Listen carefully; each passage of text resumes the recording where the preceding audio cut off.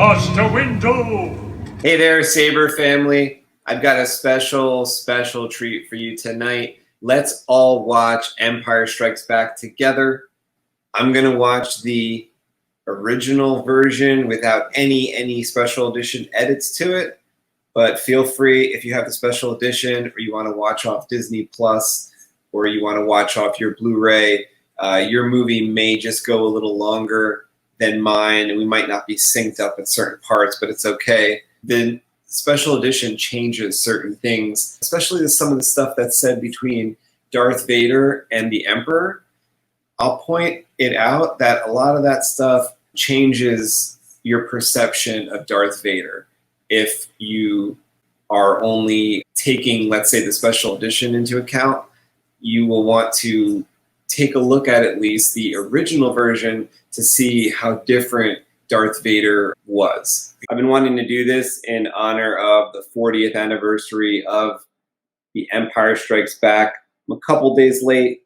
I actually think that this movie stands on its own. You do not need to watch the original Star Wars movie to actually just step right into the world right here and see what these characters are doing.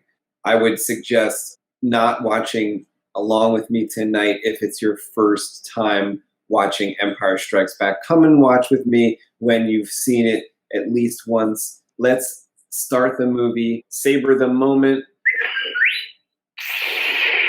and watch Empire Strikes Back together as one big happy Saber family. Let me unpause it right here at this logo.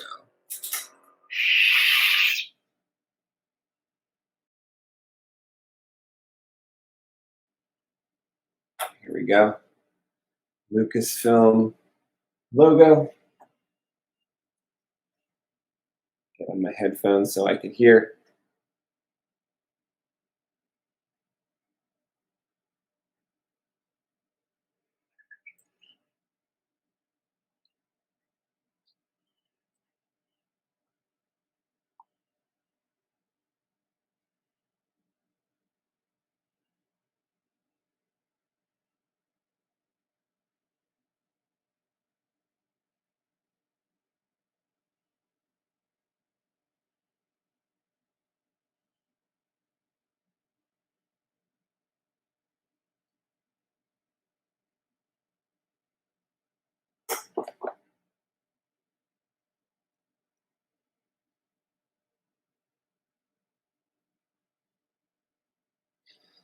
So this is our first surprise,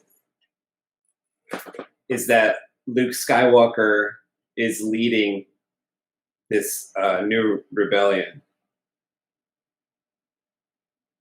It also says in the crawl that Darth Vader is obsessed with finding young Skywalker.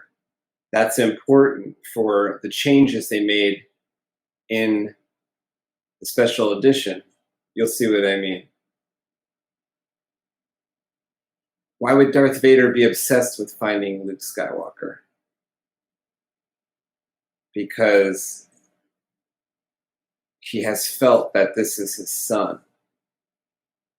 He doesn't need the Emperor to tell him. Don't forget, a bunch of time has passed since the Death Star was destroyed. Darth Vader has a lot of time. He was the sole survivor of the Death Star, the first Death Star. This is a year or two later. Why is he obsessed with finding Skywalker, right? Because he knows that Luke Skywalker is possibly, probably, he feels it, that his child survived.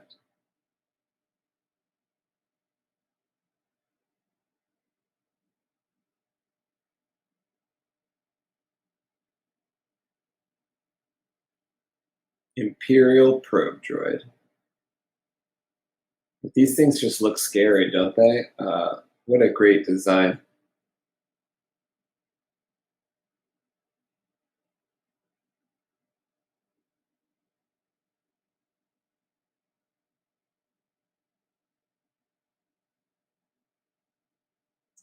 First person we see is Luke Skywalker, with a hero uptick in the music.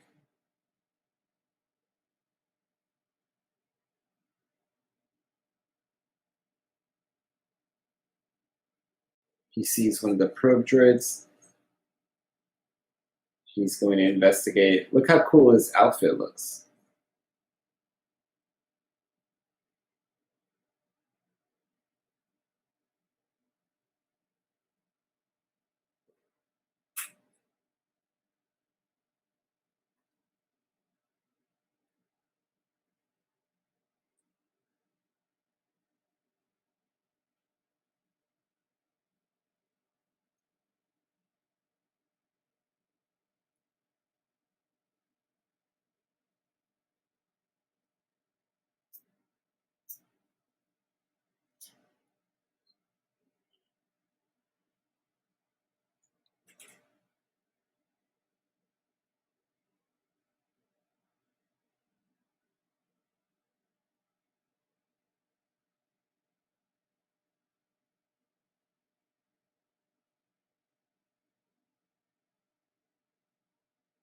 Han's got a cool outfit. Cool winter coat with some sweet boots. There was like a toy that had this outfit.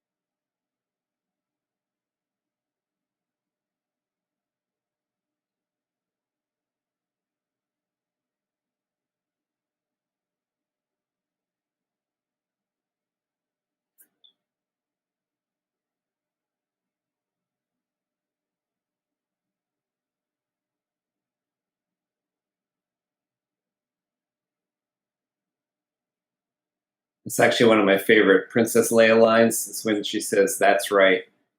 She says it a few times, different ways, almost like a "I am Groot" type of thing. She says it different ways.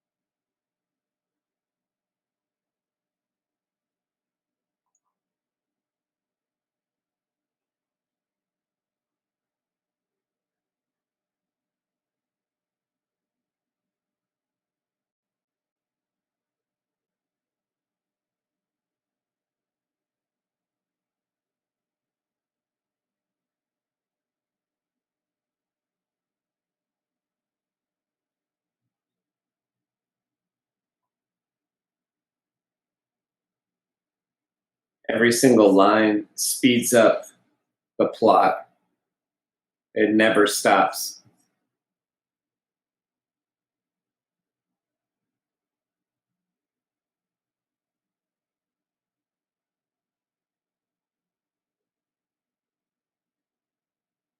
It's possible.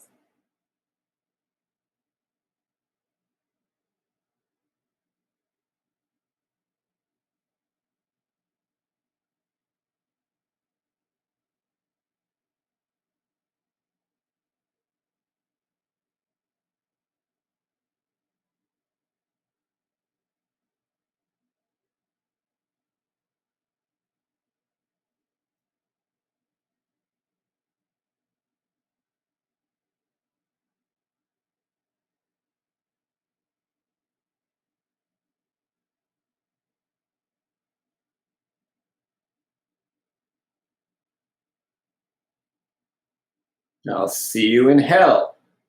That's one of the raddest 80s lines you'll ever hear. Everybody was saying stuff like that in the 80s, you know, there goes the neighborhood. I'll see you in hell. It's like all due to Han Solo, probably. So here's the unaltered scene of the Wampa Cave. I think it's fine this way, but this is one of the scenes that the special editions do improve on.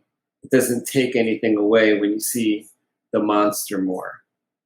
One of the few scenes I feel like special edition actually did better. But this scene is all good because this is where we learn about the Force leaps and bounds just by one small action. We learn about the Force and no one has to do anything super exquisite. It's a very small maneuver, but it means the world. You could move things with your mind.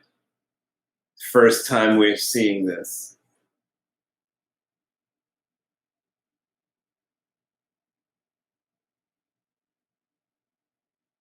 See, if you're watching the special edition, you saw a lot more, but the original edition has enough. That was enough. The monster was there and the arm fell off with blood. That was enough.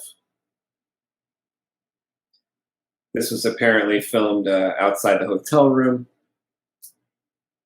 It was so much snow.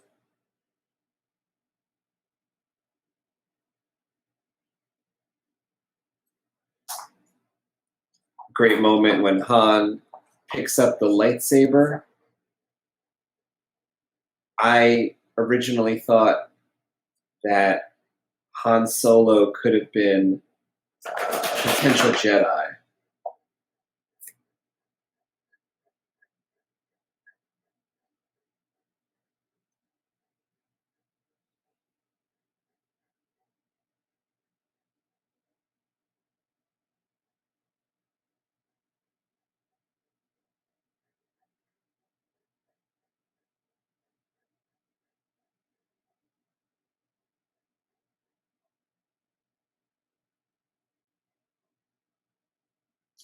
Apparently, since Mark Hamill was in a car accident, they worked in a little way for his face to be a little scarred up, I think is what happened. These are the scenes here that were filmed outside the hotel room where the cameramen were inside and Mark Hamill was outside.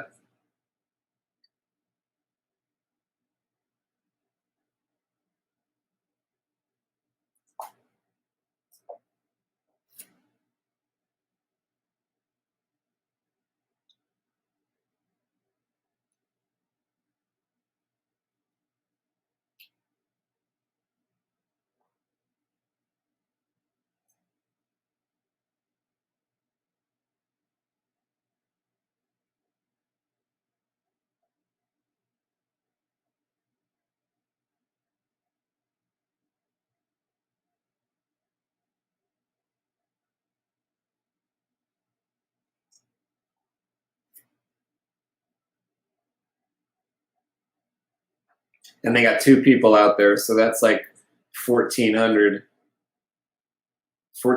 to 1 that they both come back.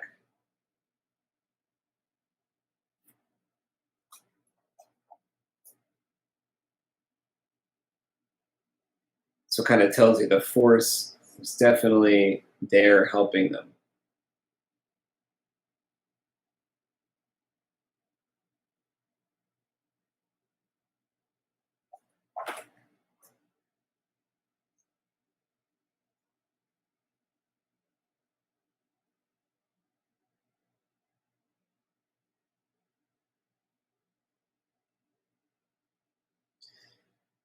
I love how when Obi-Wan comes in here, he doesn't ask, hey, how are you?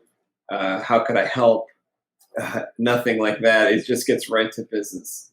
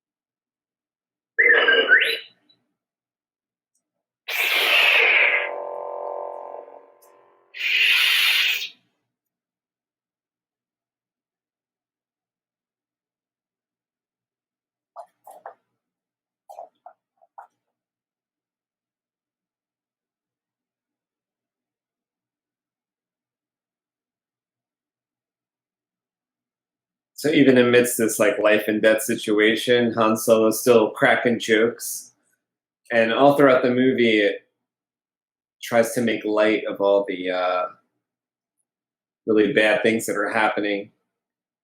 You know, this is one of the only movies ever made where the bad guys win. At least that I'm up to this point that I had seen. I had never seen anything like that, where there was like despair at the end a little bit. That was something unique. I think that was again totally 80s. Basically, not to happen again for a long time.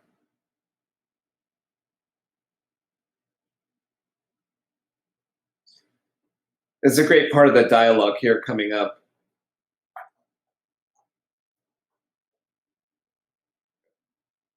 When Rogue 2 first hears Captain Solo's voice and Captain Solo says a joke, he immediately knows, Rogue 2 immediately knows that they're both okay. It's very smart dialogue.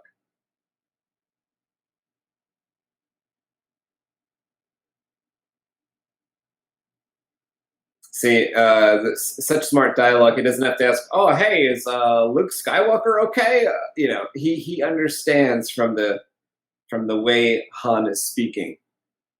No questions need to be asked. That they don't assume stupidity; they assume smart.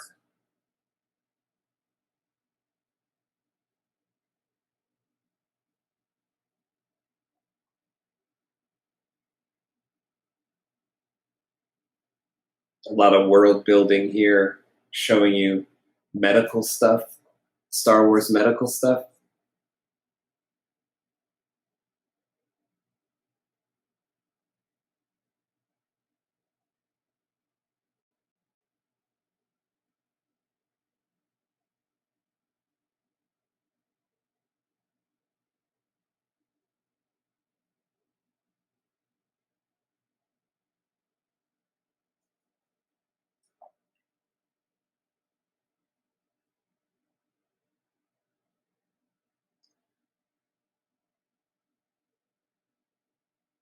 There's the infamous kiss coming up that everyone finds to be weird.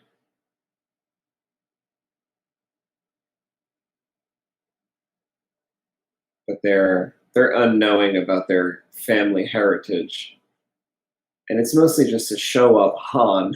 So it's not even a matter of. It's more of an affectionate mouth kiss coming up, rather than a.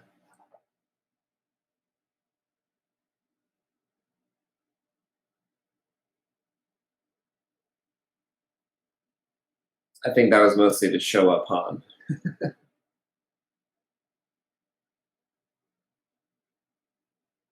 Bring Han back down to size, you know.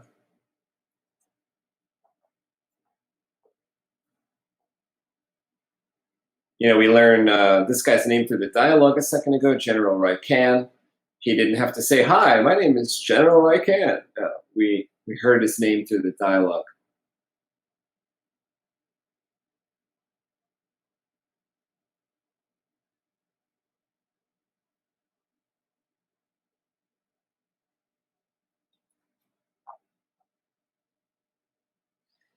The droids continue to be important.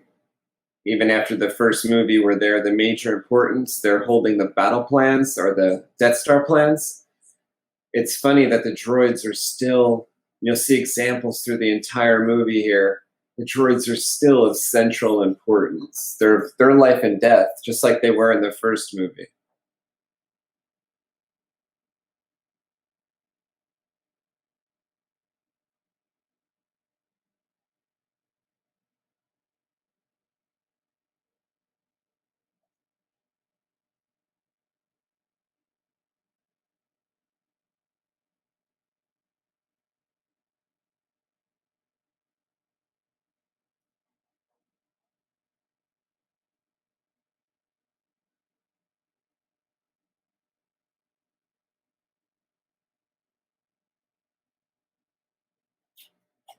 Some space scenes are probably improved in the special edition, but I always try to watch the original. I think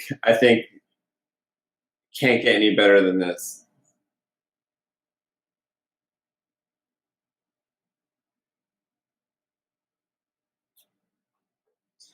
They're trying to show here how extra large Darth Vader's ship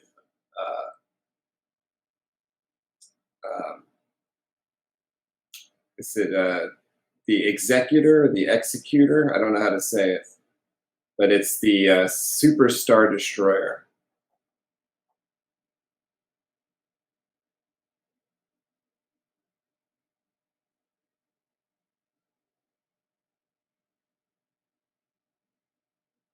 Fantastic scene here too. You found something. That's it. This is the Force. This guy doesn't get it, you know? This guy doesn't get it.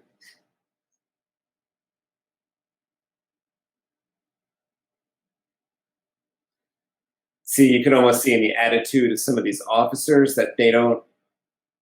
Darth Vader is a failure in some of their eyes. He's the last survivor of the Death Star.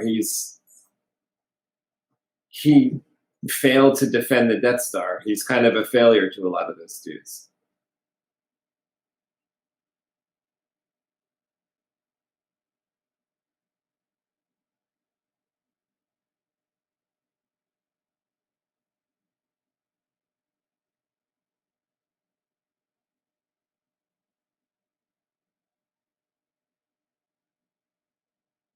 I like how in the first movie, Han Solo says he made a lot of special modifications himself.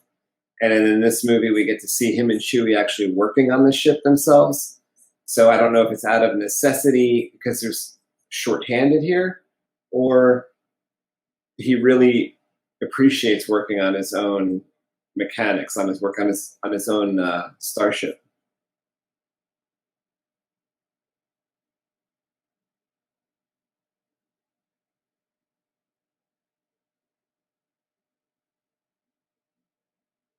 So there's a lot of adventures these guys have had in between movies that we didn't see. It's been a year or two.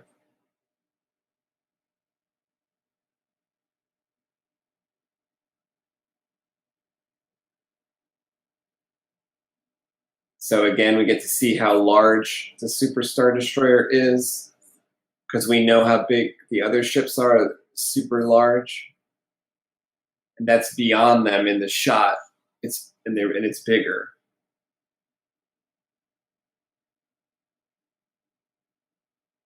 Somebody's in trouble. Somebody's in trouble.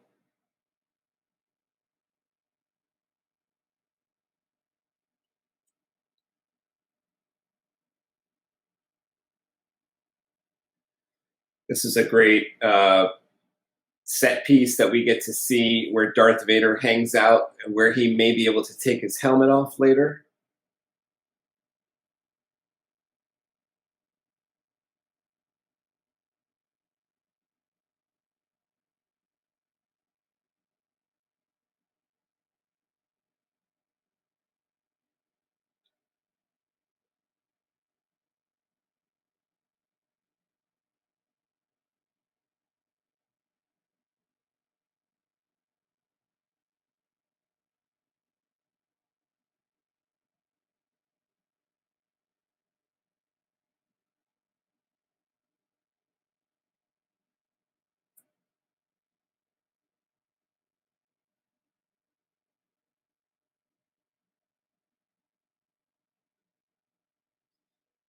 I also like how Princess Leia says, "Good luck."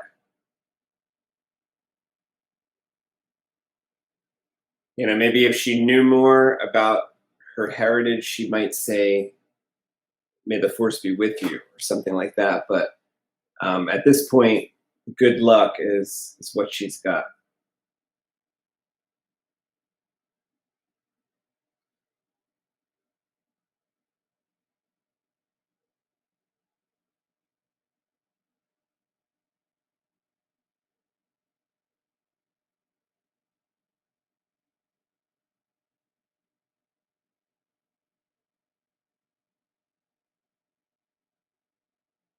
fire.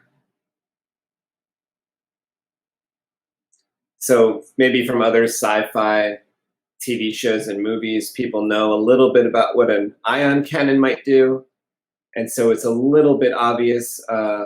Takes out the electrical equipment, so the ship is inoperable, and they don't need to explain all that, but it's you have to read between the lines.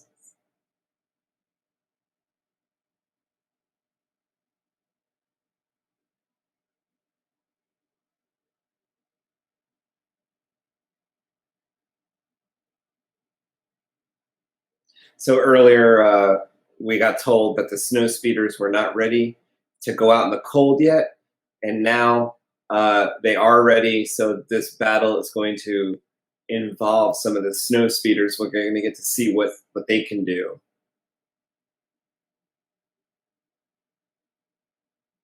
The snow speeders are a lower atmosphere or lower altitude flight craft. They're not like an X-wing that's going to go flying through outer space. That's why Luke has to change from the snowspeeder to the X-wing. Even if his snowspeeder wasn't destroyed, he would have had to change to an X-wing to get to Dagobah.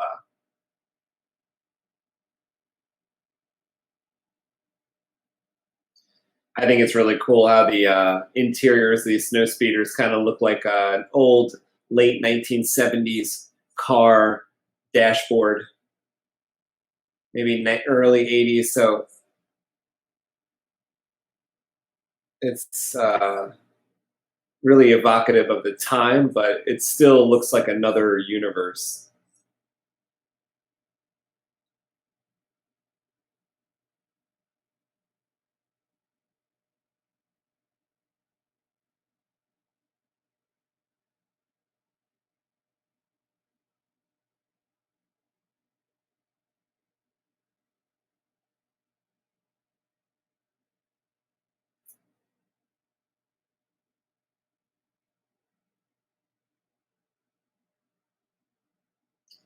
You could tell Luke's attitude is almost like, Dak, you're a dork, you know? It's almost like Dak must be new. Must have had been new. Now he's dead.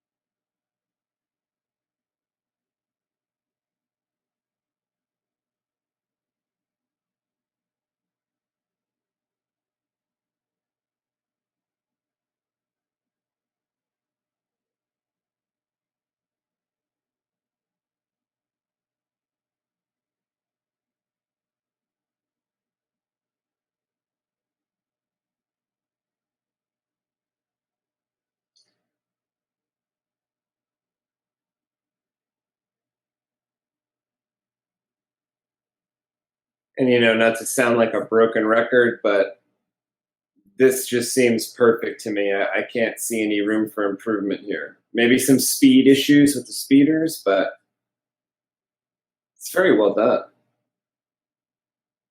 You could forgive those special effects issues when the story is 110% strong.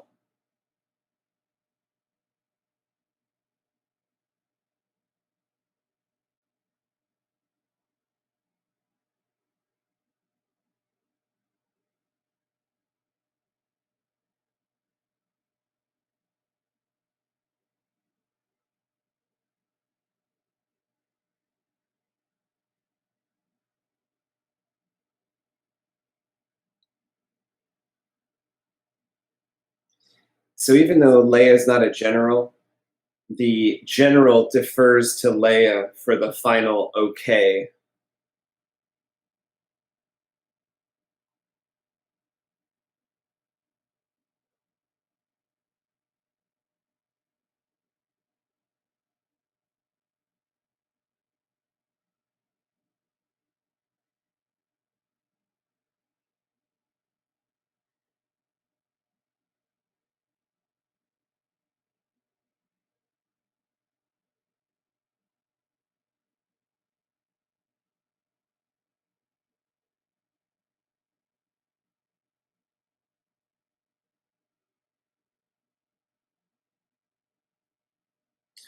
we start to see in this movie all the different types of stormtroopers, or that there are different types of stormtroopers. I think the budget for this movie was more like 30 million dollars, and the original Star Wars was only $5 million.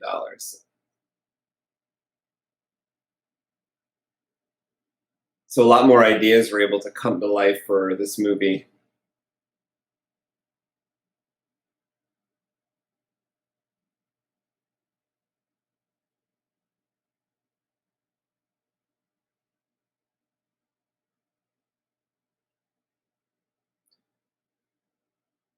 So this is a great scene where Luke tries to check on Dak, but realizes there's no hope for that guy, and then just gets his stuff out, like his lightsaber, at the last second. And his special gun that he's going to climb up this thing with.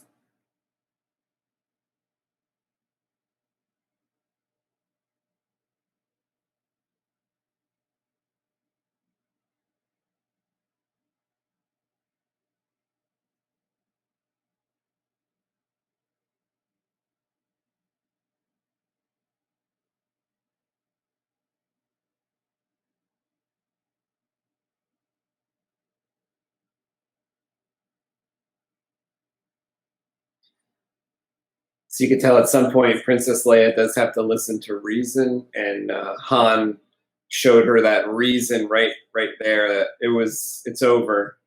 They have to get out of there. This is the Empire, after all. They can send an unlimited amount of troops, and within a few seconds, Darth Vader is going to walk through the door.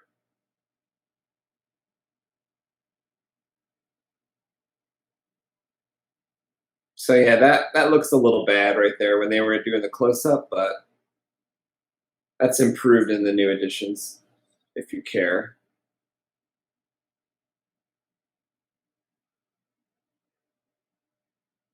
I think the colors of this grenade are great right there. It's like all the different colors. Green, red, yellow.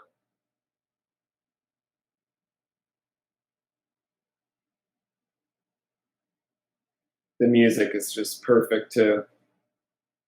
This was one of the first soundtracks I ever bought. I bought Empire Strikes Back. I bought Superman movie soundtrack, and I bought Batman 1989. The Empire Strikes Back, I still listen to the soundtrack.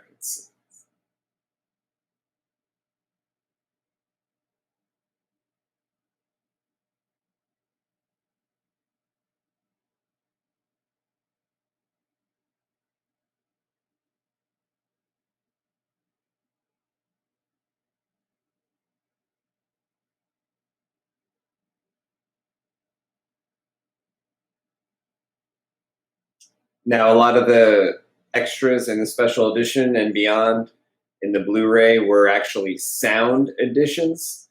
So, like right there was a scene where Han Solo's on the communicator saying he'll get her out on the Falcon.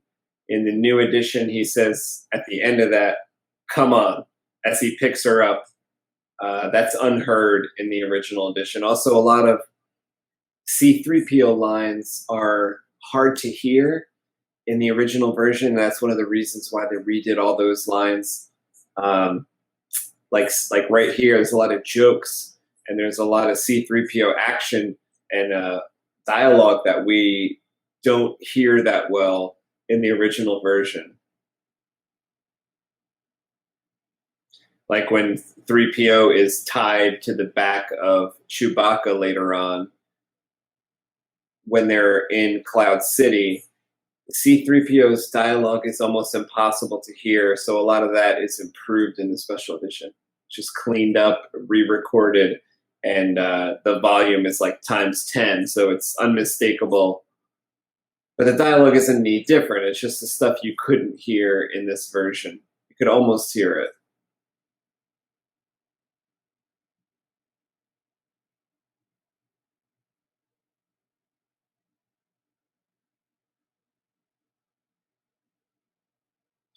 And now don't forget, he's been trying to fix the ship for the past 20 minutes, so we don't even know this is going to work.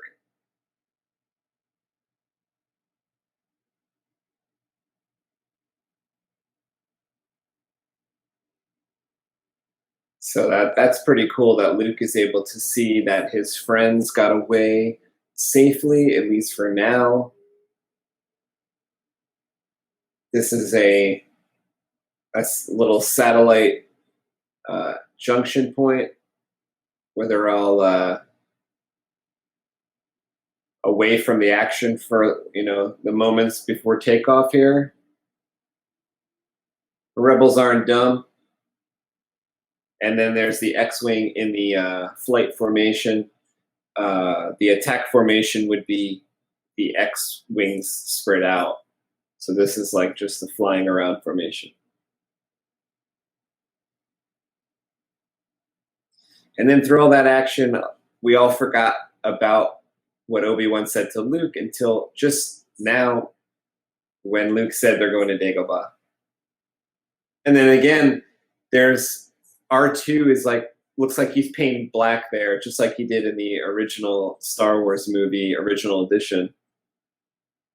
And then we see now that no, the Falcon isn't totally clear of danger.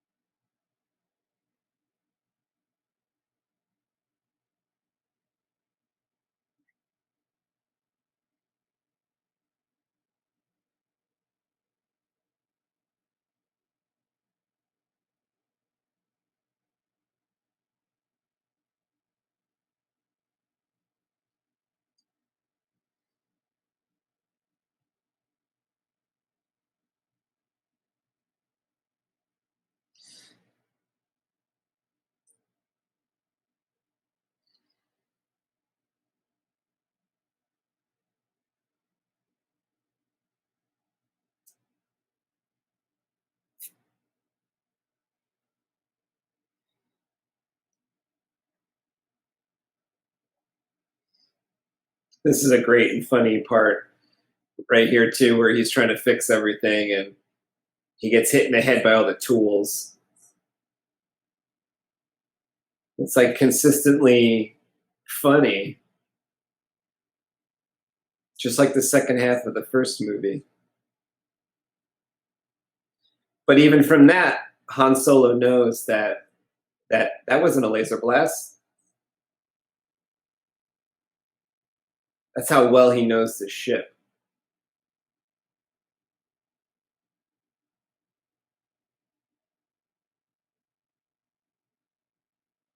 See, Leia knows from those code words where he's going. But this is just wonderful to see the original effects, how fantastically sharp they really are. So some of these are potatoes, if you didn't know, these asteroids. I think that that's fantastic. But a lot of them are, you know, foam props or whatever.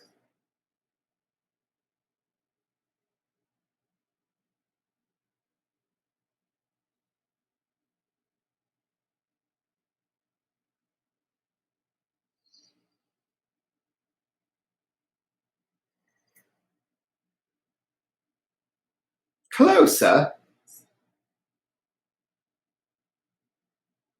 I love the maneuverings of the Falcon right here, and he does a kind of an uphanded backspin into the asteroid itself.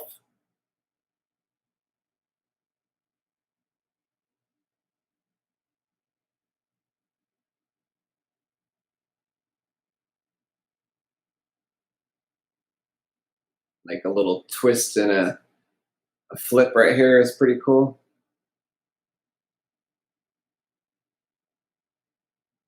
He's got like spaceship flair right here. And then when the lights come on, it's pretty sweet. Yeah, the headlights.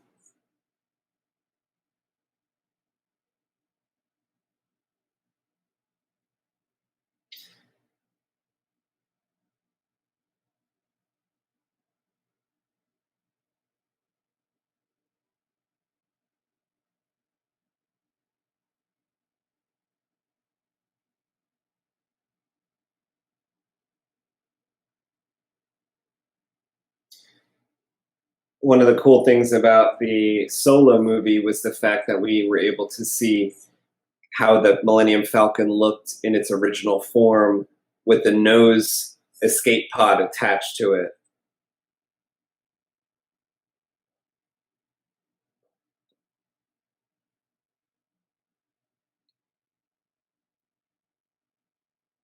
And it's kind of scary when R2 can't even see what's going on.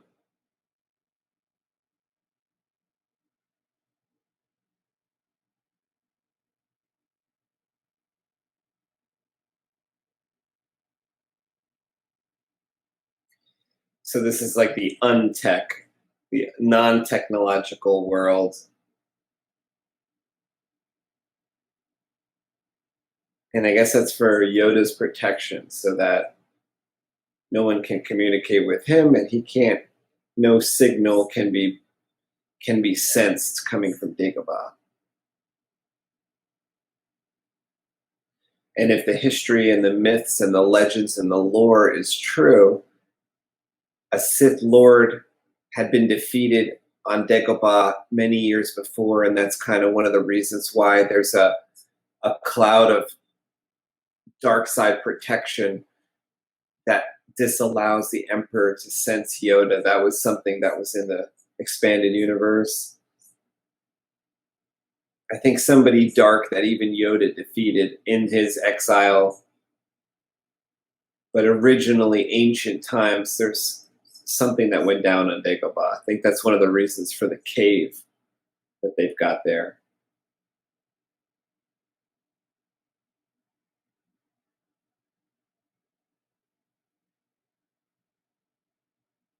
Something really gets me about the interiors of the X-Wing and the different spaceships. I just really, really love seeing the little lights.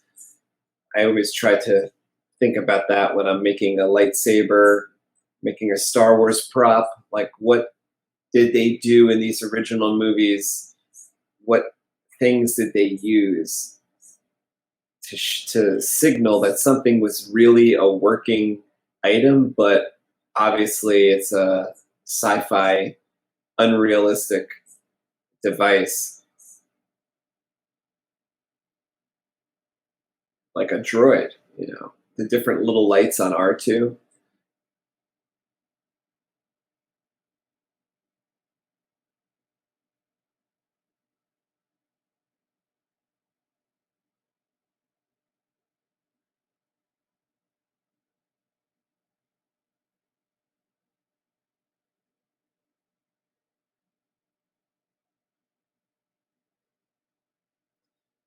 It wasn't the first time they used robots uh, as a movie character, but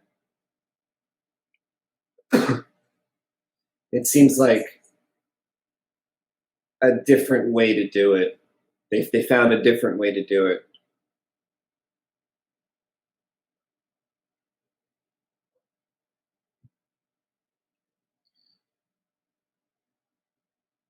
This is a fantastic reveal.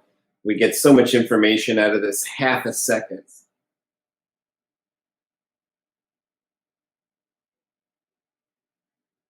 We see, first of all, that Vader is like a white guy. Second of all, that Vader is damaged and humanoid. He's a humanoid, and he's scarred. We got a lot of information there, and you can put the pieces together if you want to extrapolate between the what Obi-Wan was saying in the first movie, and what we just saw right there. Could that be something that happened to Vader when he tangled with Obi-Wan? And I like this powered down version of the interior of the Falcon. It's an interesting idea.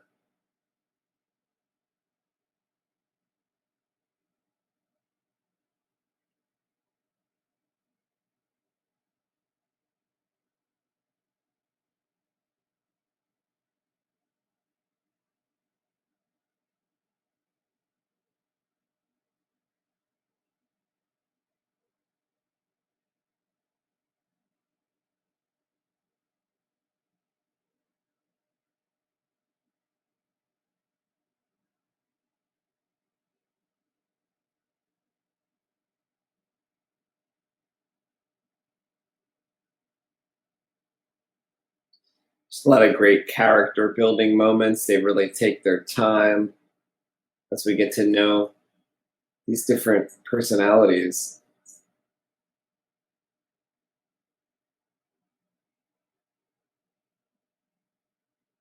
I like how Luke thinks of R2 here, and he plugs in R2 for some power pretty quickly.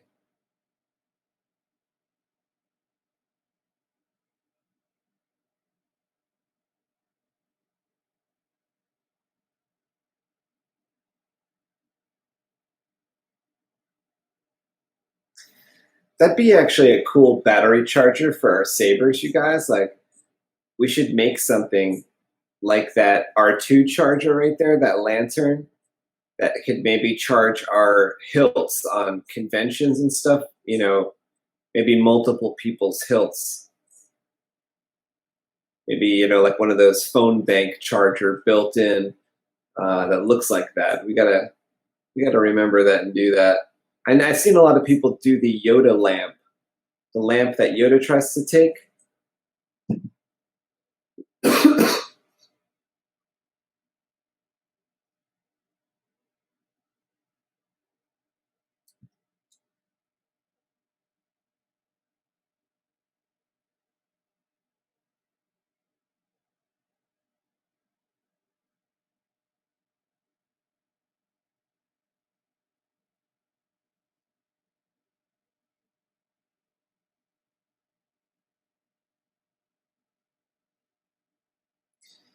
This movie just continues to delight and surprise you as it reveals many, many things. One of them, that this creature is actually the foremost Jedi Master.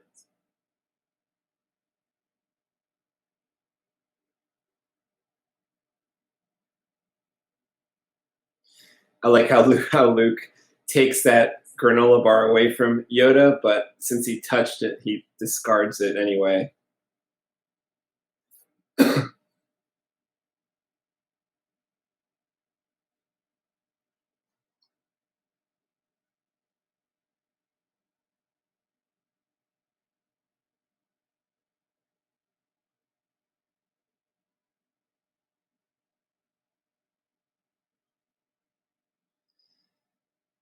And since our characters are in different places, this starts the tradition of constantly switching back and forth between the different locations, brought to like utter culmination in Return of the Jedi, where we're switching back and forth between a space battle, a land battle, and a personal family feud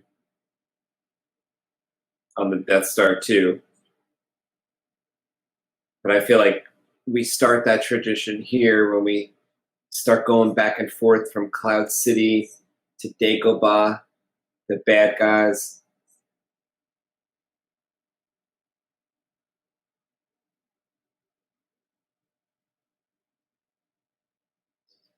You know, they got the eyes right on Yoda, and it really looks like he's alive because they got the eyes right, I think.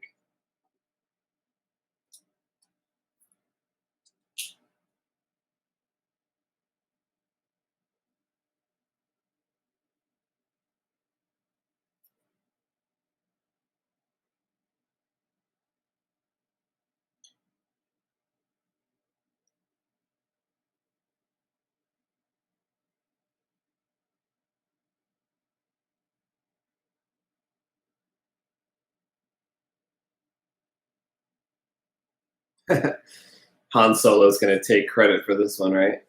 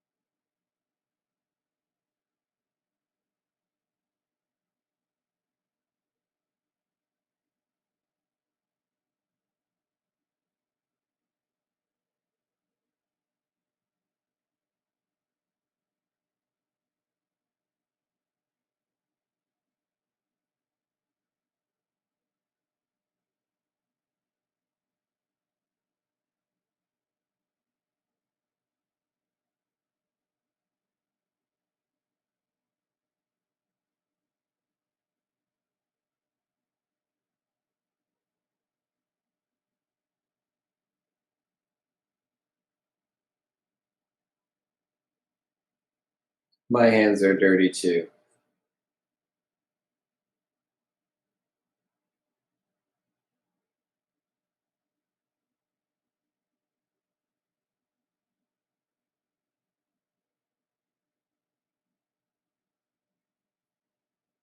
Wonder what fell down there. Something fell down. I wonder if that was removed in the special edition. Something fell on the set by Princess Leia's head.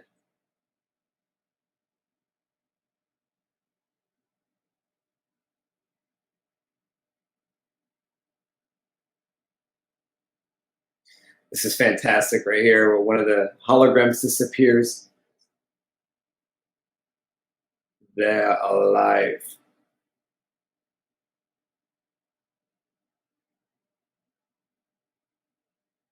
And then he gets the news that the Emperor wants to talk to him.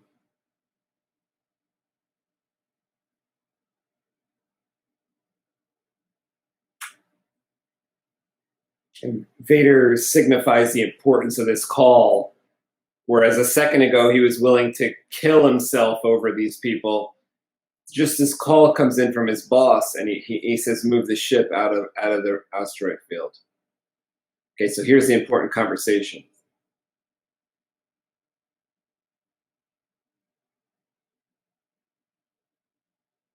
There's a great disturbance in the Force. I felt it. We have a new enemy, Luke Skywalker. Yes, Master. He could destroy us. He's just a boy. Obi-Wan can't help him. The Force is strong with him. The son of Skywalker must not become a Jedi. If he could be turned, he could become a powerful ally. Yes. Yes. Can it be done? So in this scene, they're talking as if they're one unit. They already understand about Luke's existence. They're just clarifying the fact that now he's a threat. In your special edition version, the Emperor tells Vader about Luke being alive at that point, and Darth Vader's like stupid, like, "Oh, really? I didn't know that." That's not the way it was. Darth Vader, it's been a year, it's been 2 years. It said in the opening crawl, Darth Vader's obsessed with finding Luke Skywalker. Not because he's just got the same name, but because he knows that's his son. And there was off-camera conversations between him and the Emperor that discussed Luke previous to this. And in this conversation, they're already on the same page that Luke Skywalker's out there. He destroyed the Death Star. But right then and there, when he met up with Yoda, right there, now he's a real threat. Now he's a real threat. Because they initiated his training just now. They felt it. They pulled out of the asteroid field to talk about it.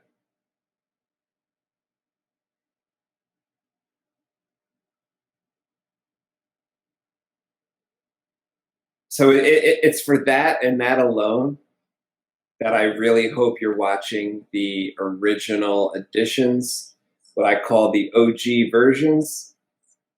Get them somehow, get them on your computer, get the Blu Ray, get the DVD. Make sure you see how it was really intended.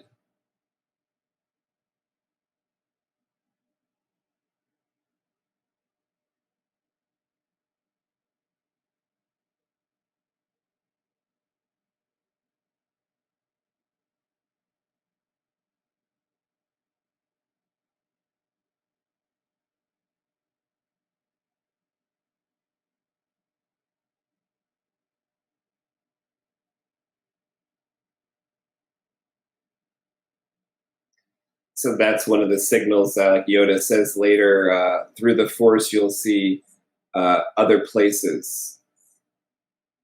And that's when he said he's watching Luke. He was looking through the Force at Luke on Tatooine, at Luke growing up.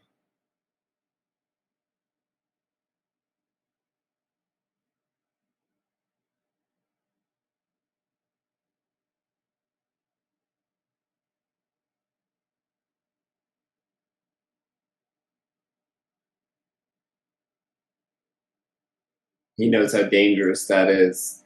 When Luke says he learned so much, he knows that that could be dangerous if he doesn't help. It could go all wrong.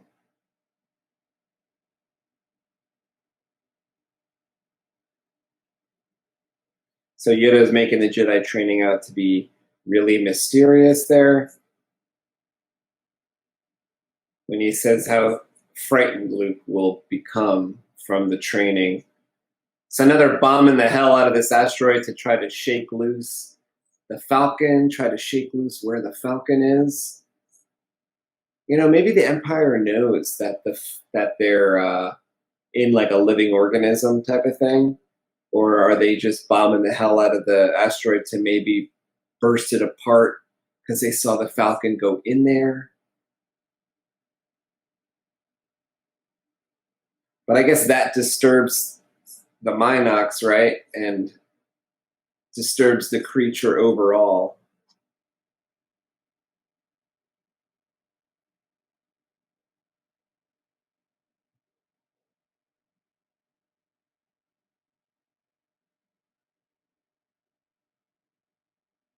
I like how all they need are these breathers, and they can basically step out into a unknown atmosphere, but it is what it is. It's totally bitchin', and it's 100% 80s. You can walk out into space with just a mask on, an N95 mask, and it works in space in Star Wars.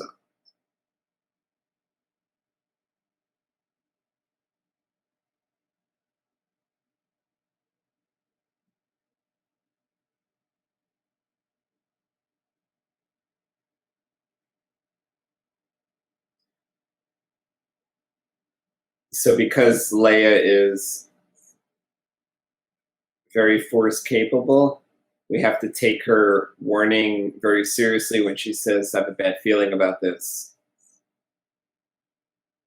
But there's so much danger like outside too. It's hard to say where her feelings are coming from. There's a lot of danger.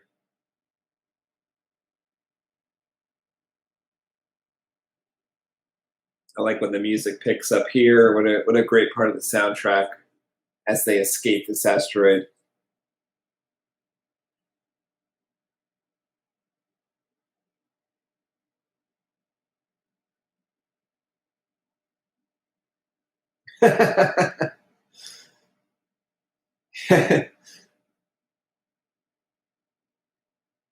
It's fantastic to see the interior of the ship. More great dialogue. This movie is full of win.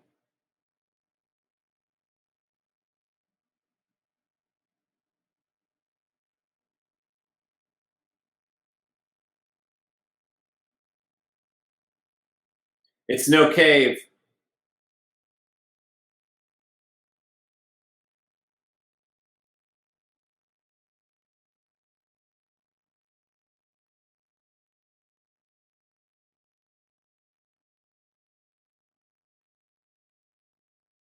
Perfect.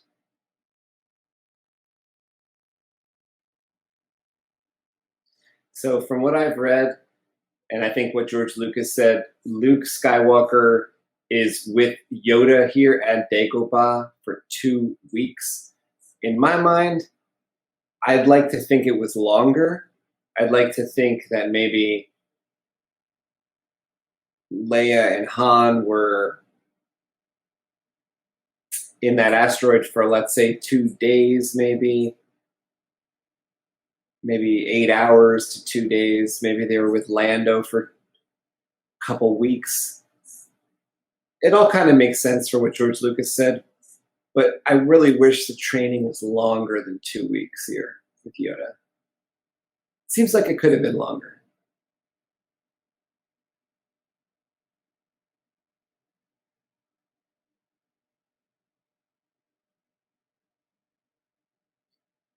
What great life lessons too here. Not to make decisions that are important when you are angry. A lot of people say don't get in the car angry. I've gotten in the car angry before. You know, you almost crash your car, or you almost make a mistake because you're furious. So to be calm and then figure out those problems, that's great advice. Yoda's training here is kind of full of great advice just for life. That a lot of people use, don't they?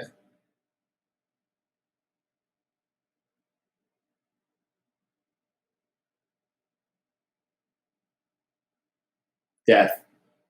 So that's where some old dark side user died or something.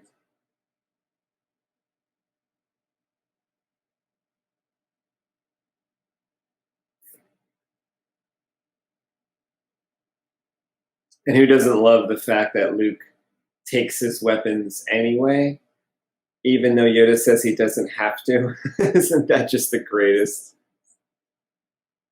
But that's also part of the reason why he's forced to use it, I believe, where if he went in there with no weapons, I do not believe he would have had to face a lightsaber. But the fact that he brought his lightsaber in there, I think that's why he had to face Darth Vader's lightsaber.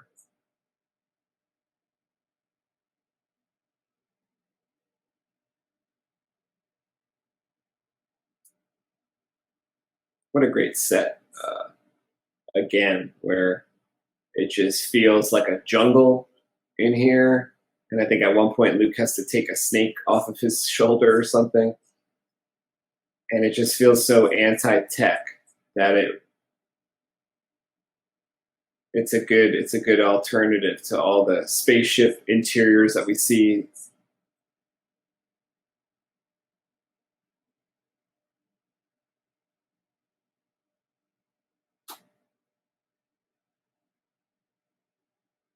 And we're going to get our first clue about the big bomb that is dropping later in the movie.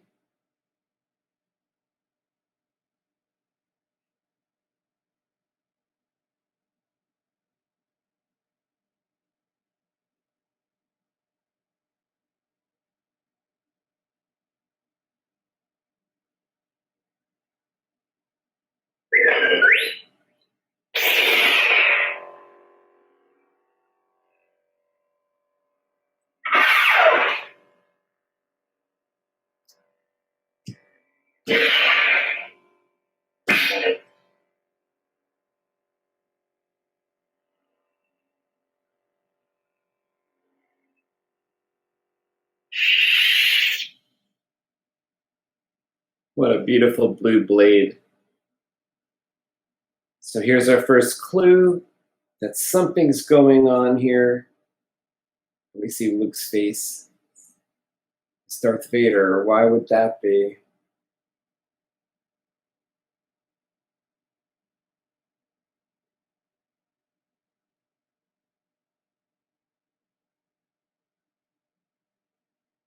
And a little bit of a clue that Yoda knows what's going on because he sighs a little bit, or he gives a little grunt.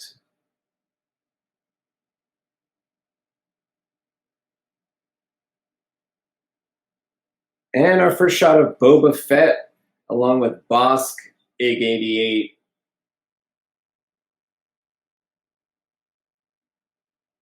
And some bug-eyed guy, I don't know his name.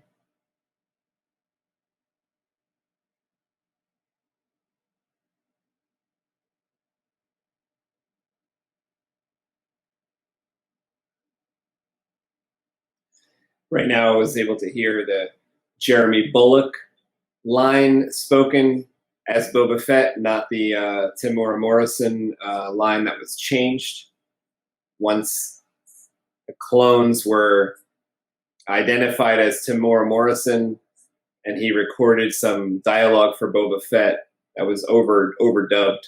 But here we have the original Jeremy Bulloch line. I just appreciate the original.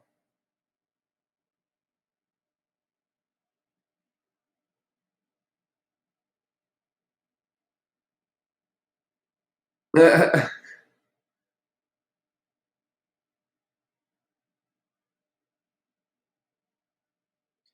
her around.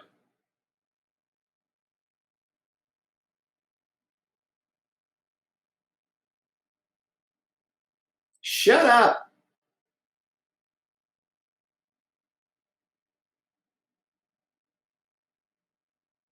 Again, another example of the Star Wars against all odds theme. This is a huge empire, and they're going to fly straight at them. But Han's got a couple tricks up his sleeve, right?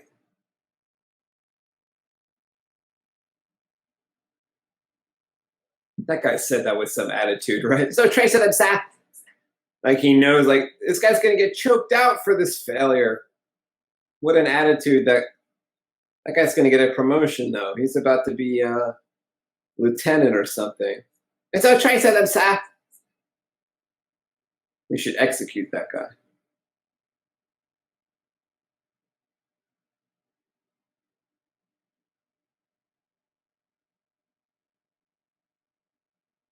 So this is a continuation of what we saw earlier in the movie, telekinesis. We get to see the control and also what the limit is of telekinesis when we talk about extracting the X-Wing out of the swamp. To Luke, it's not going to happen, but Yoda knows that if you could move a small object, you could move any size object. Also, the basis for games like The Force Unleashed, that just takes the idea to the next level to say that you could grab onto an X-Wing, you could grab onto a Star Destroyer. So that's kind of where they go in the video game world.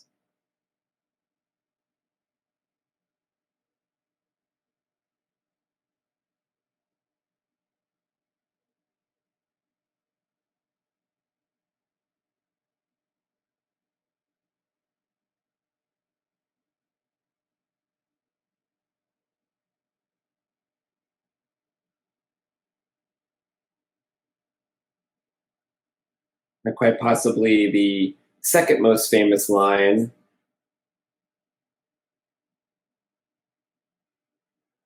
other than, first most famous might be Luke, I am your father, and the second most famous could be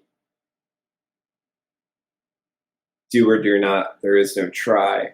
But even Yoda is a little bit surprised there that he was able to move the ship a little bit. He only got disappointed at the very end there.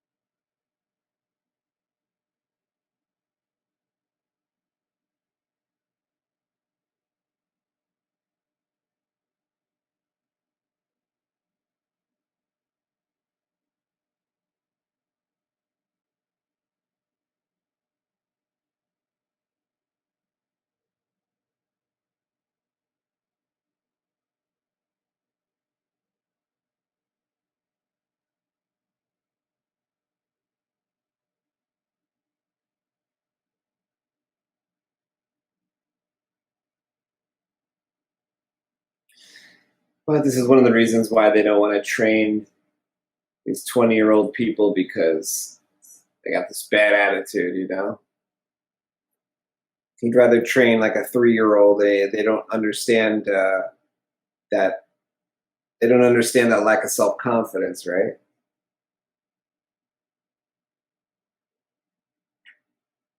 By the time you're 18, 19, or 20, you have a little bit of a confidence issue, and then next thing you know, you're giving up. So they'd rather train like the 5-year-olds who don't understand giving up.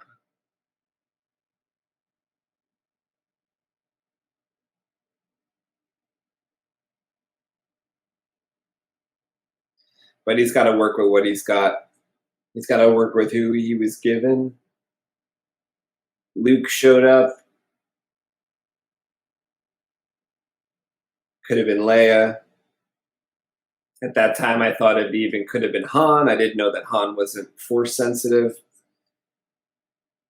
I thought to be in this crew, he would have been force sensitive, but it makes sense that not everybody's force sensitive.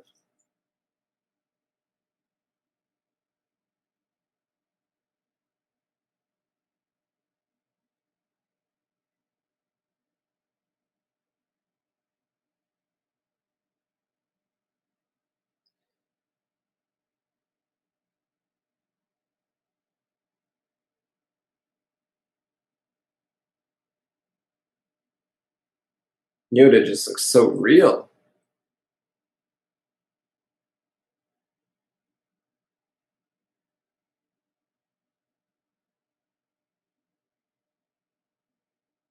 That's why you fail.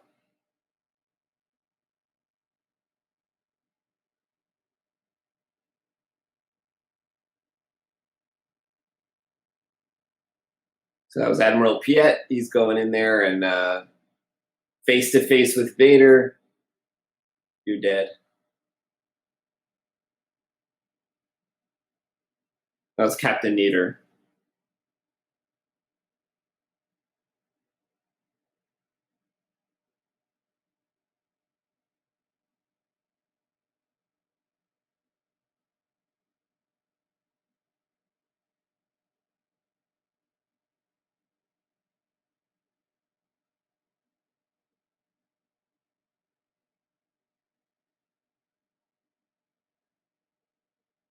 Admiral. He's giving people promotions, but they're also threats. In the same breath as he gives a promotion, he's also pointing at you and saying you're next if you don't pull through or don't come through with what he wants.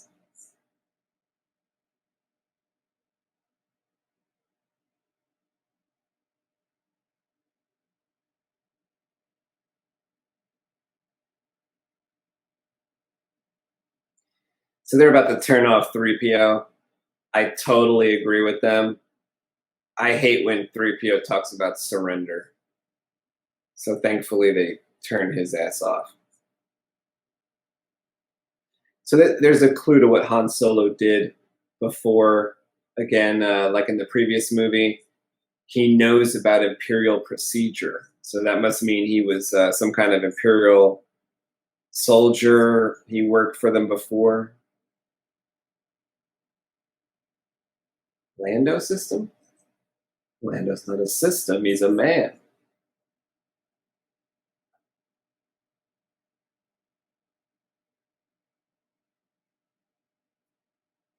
So Bespin's a far trip, so that's also going to take some time. So maybe if Han and Leia were going through a bunch of stuff for a few weeks, maybe Luke could have been with Yoda for as much as 3 weeks or so, maybe a month. I hope it's longer than 2 weeks. That's what I read or heard George Lucas say a bunch of years ago. I thought I did.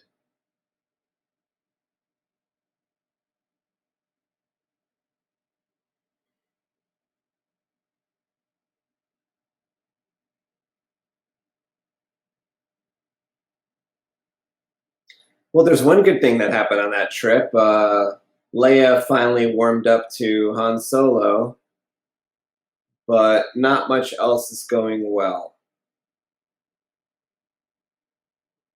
We've got the Slave One ship. Boba Fett is tracking them. I wonder where IG-88 is. He's probably on their tail too.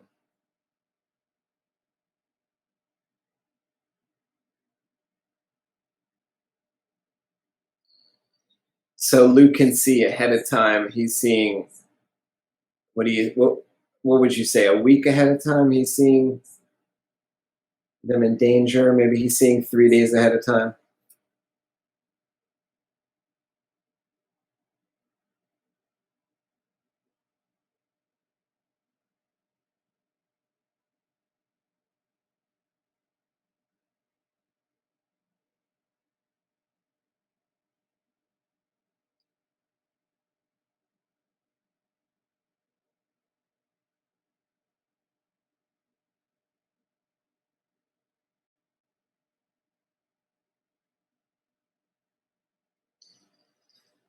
This is like, it's almost like martial arts training. He's almost even dressed like a monk in training at the Shaolin Temple. You've got Yoda dressed almost like a monk at the Shaolin Temple. And I'll tell you, 2 weeks, 3 weeks, a month, or 6 weeks is not enough time to become proficient. And Yoda says there, you have to learn control. Maybe he can do some of the moves, but he can't fight one of the masters over there like Darth Vader.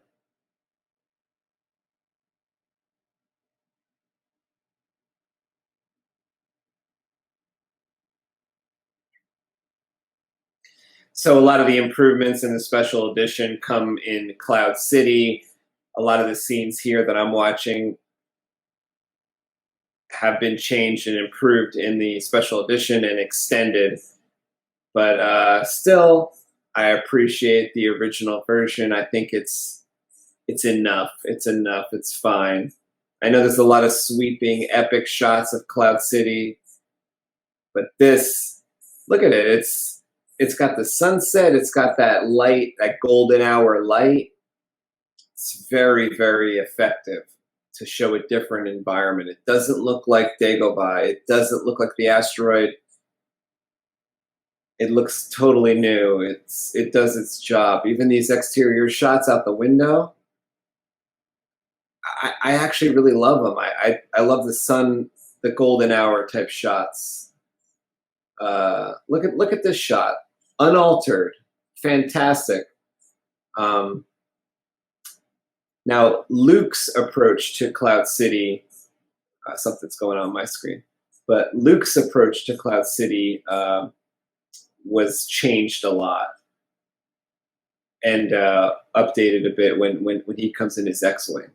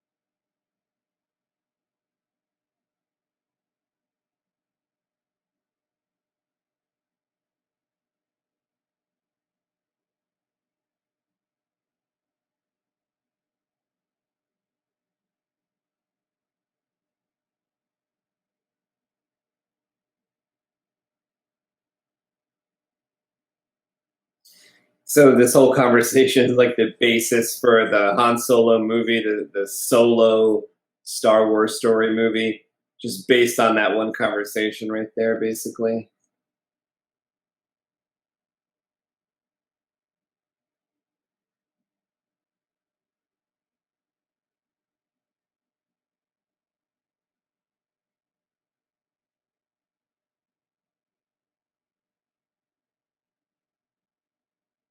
Well, really? Even this shot that's unaltered looks great. Sunset shot, Cloud City. There's a lot of dialogue improvements as far as the sound quality, like I talked about earlier, take place here, mostly with C-3PO.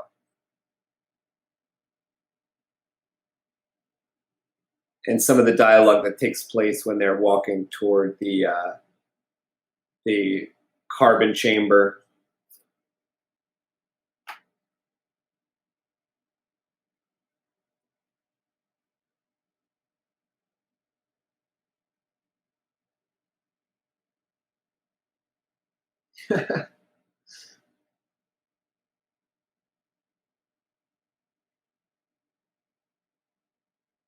So who do you think he comes upon here? He comes upon stormtroopers or like Boba Fett?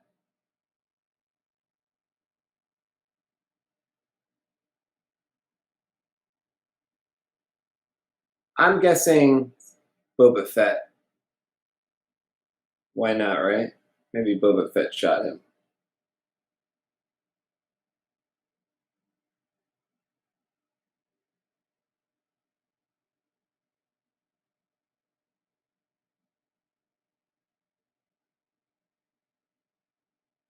You don't know that.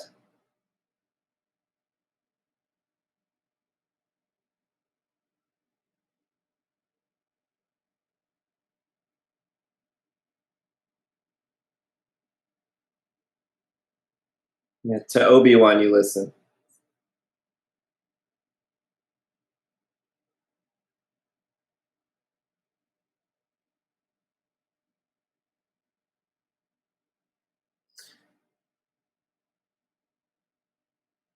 I never really understood why that was considered a failure in the cave, but I guess I'm not smart enough to understand that part.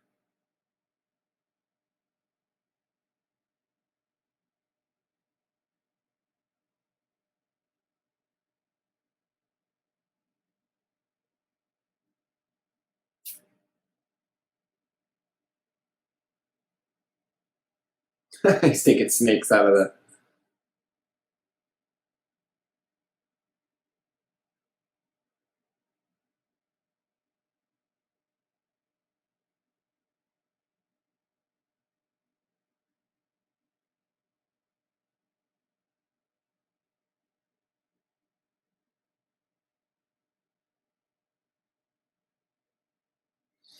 I like that part. At Obi-Wan says he can't interfere as a ghost. I feel like that belies the things that were happening in the newest movies for two reasons. The first reason is because I don't believe that the ghosts can interact with the world. And the second reason is because I think the Force prevents these lifelong friends and enemies from, I think it prevents, here we go, very important dialogue.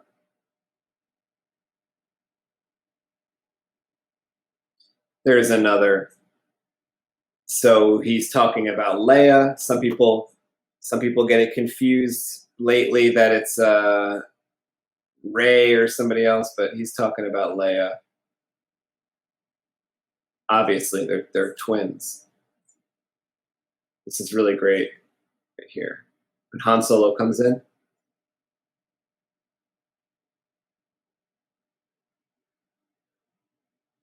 Leia wants to get out of there.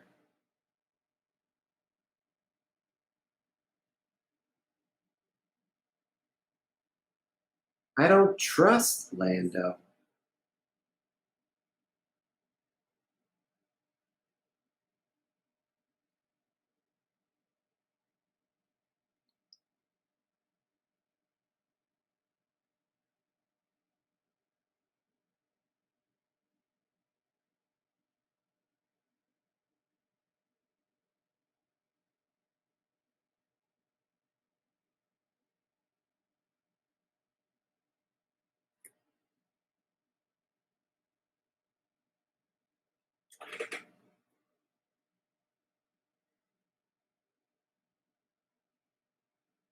I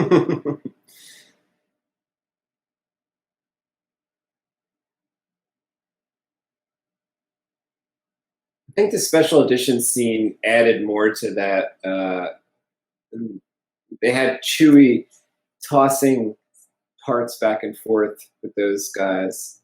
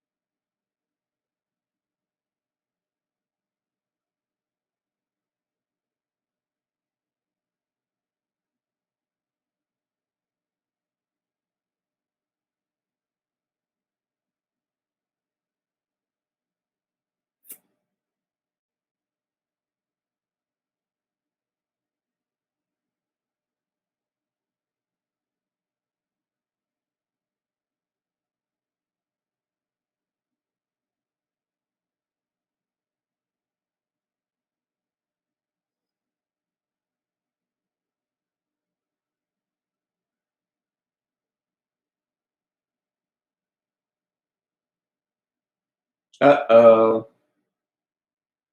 I love Han's reaction. Shoot first. Ask questions later.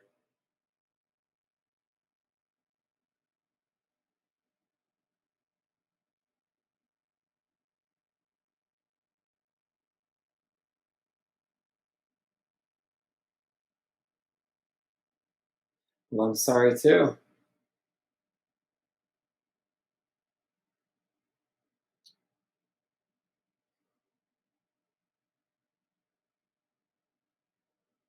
Darth Vader sits down. What's he going to eat? Is he going to eat something?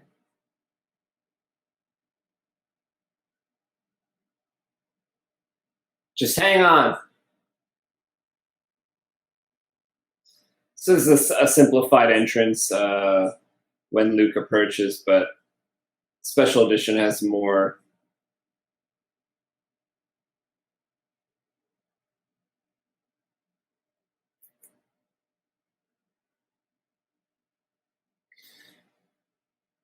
Another great example of the cruelness of the Empire is when they say that they were, tortured for no reason, really.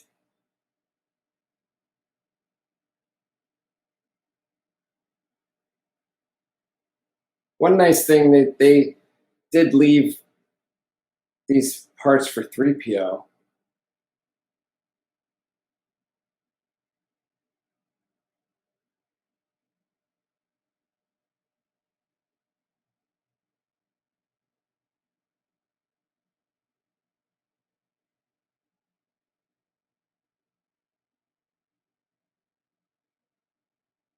So it's like we're going to relive the last couple seconds of 3PO's encounter.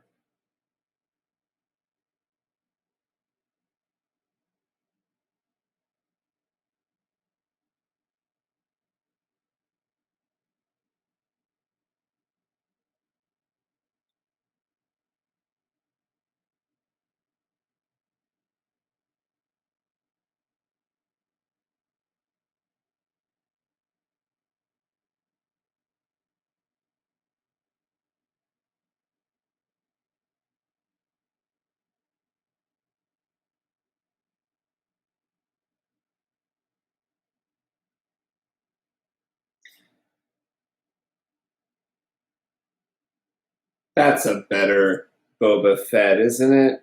If you're watching the original, that Jeremy Bullock voice is better. He's no good to me dead. That's perfect.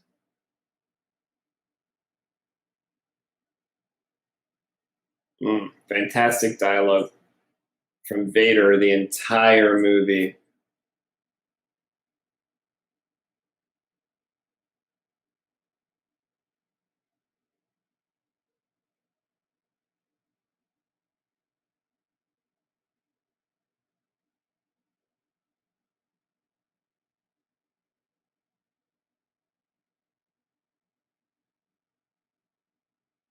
I'm backwards. He's even making fun of Chewbacca to the point where he gets turned off again. How many times in this movie he's going to get turned off?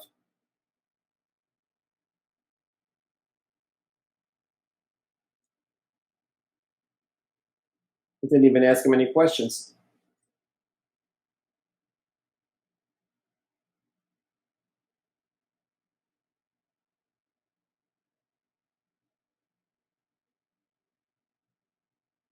At least they'll let them hang out together so they could get their story straight.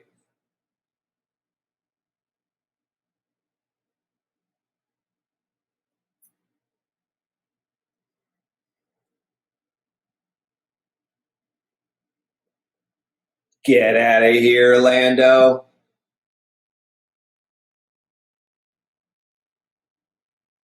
Over to you.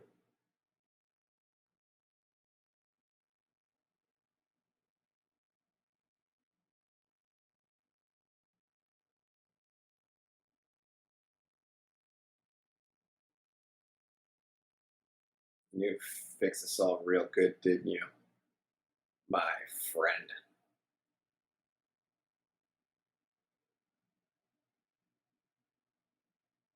Yeah, you're a real hero.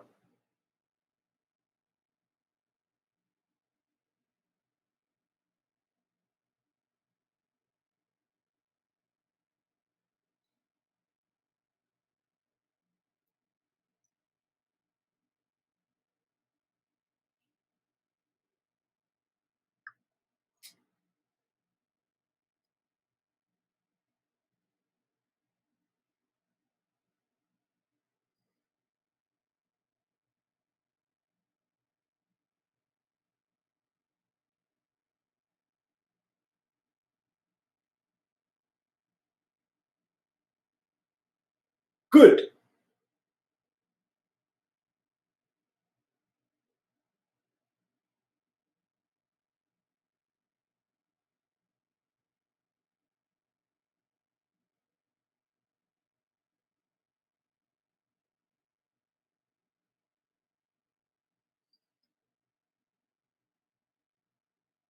So this is the original approach by Luke. It's much improved in the new versions, but like I said 10 times already, hardly matters. The content of this movie is what matters, and it's basically perfect.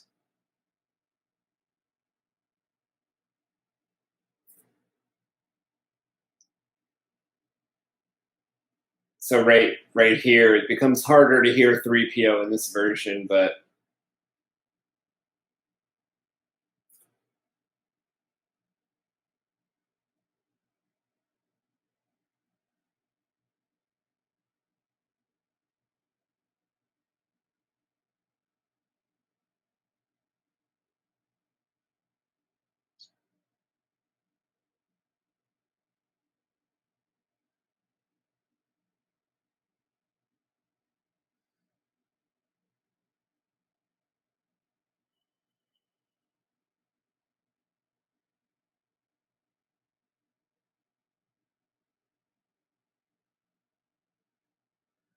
see right here, there's some kind of force awareness between Leia and um, when she's looking at Vader. I feel like there's something happened there.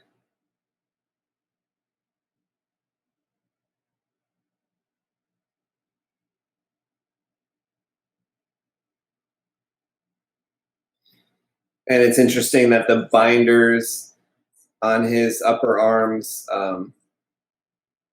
aren't present when he's let out of the carbonite, but I guess maybe it's because those are made of carbonite. That's one thing I read at one point.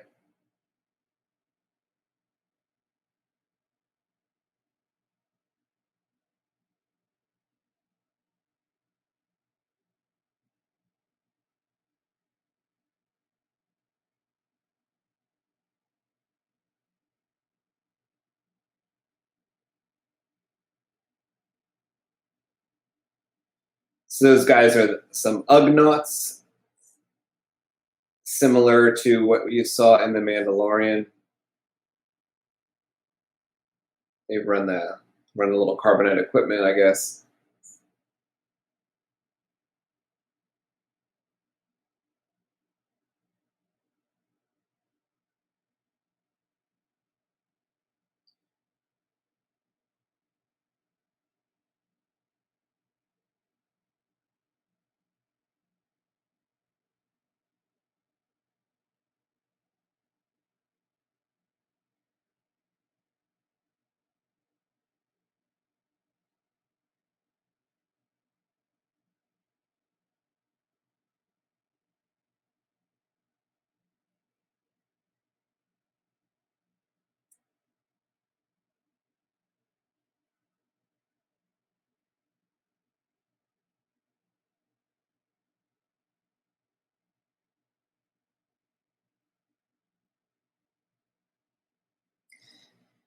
See, so this was a rare thing to do to a person. They were not even sure he was going to survive. So it's a little wrong to think that bounty hunters are just carbonite freezing people left and right. But it would make sense if they did so after this moment, after the word gets out that, yeah,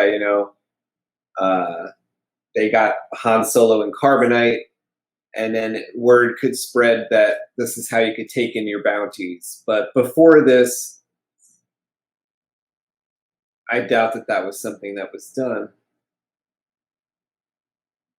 It's okay that we see it in The Mandalorian, because The Mandalorian takes place 5 years after Return of the Jedi, so maybe the word has gotten out that carbonite is how you can do it. So this whole thing's a trap right now. We hear Leia say so when she warns Luke, and Luke is just a pawn in this little scenario, but he's got some prizes too. He's not such a pushover anymore.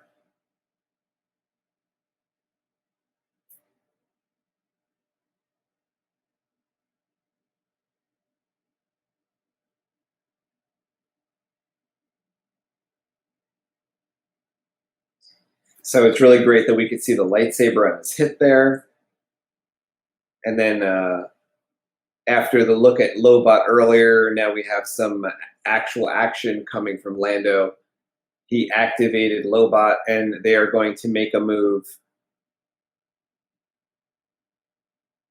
using Luke as a distraction, which is is great timing for Lando.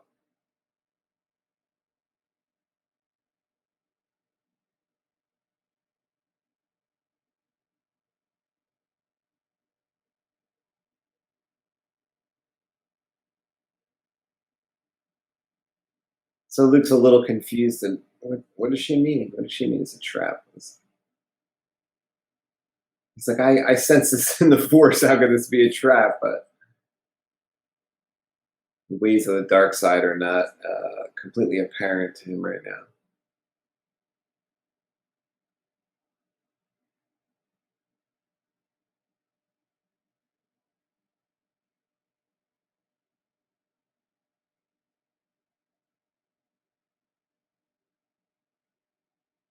Luke realizes that who he's going to battle here, this gun is not going to do anything. We actually just saw that happen 5 minutes ago when Han Solo tried to shoot Darth Vader, right? He was able to use Tuta Menace and block the blaster bolts, basically the precursor to what they had Kylo Ren do in The Force Awakens.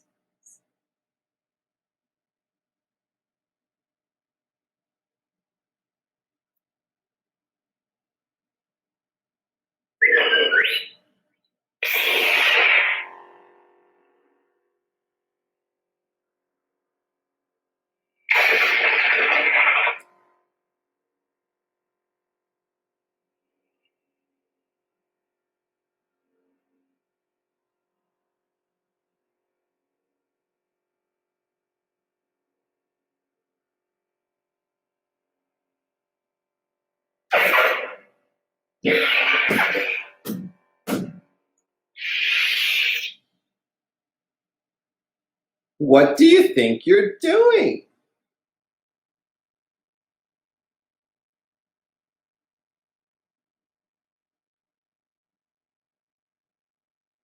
I love the Cloud City guns.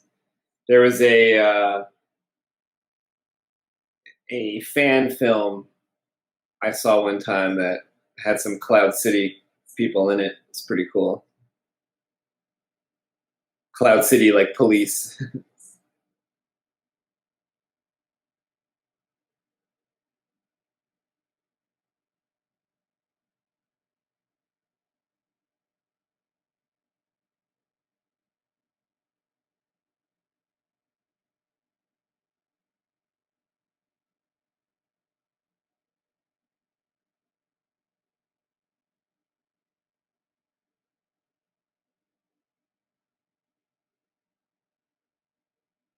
He's only a Wookiee.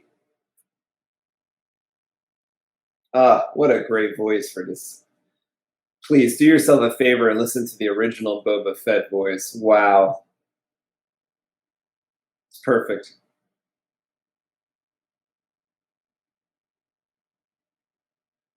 The floor must be slippery because it doesn't look like they're running as fast as they could.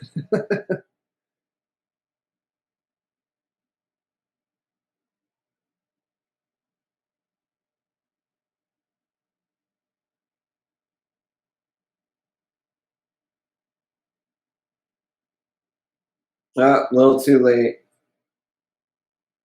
That sucks. Beautiful backdrop, though. Not able to improve on that backdrop. That's perfect. And R2 is going to lay down a little smoke screen, I think.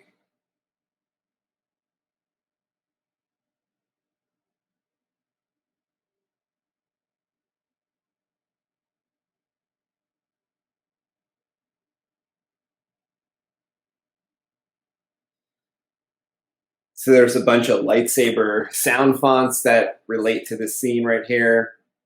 I really love Bespin 2 by Mad Cow and Juan Sitz, episode 5.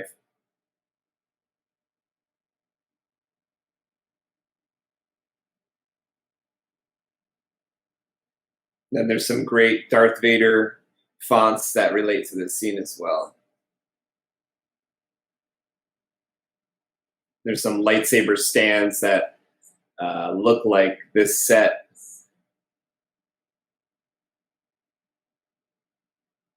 And we see the culmination of the telekinesis, where Luke can call the lightsaber to him at will now.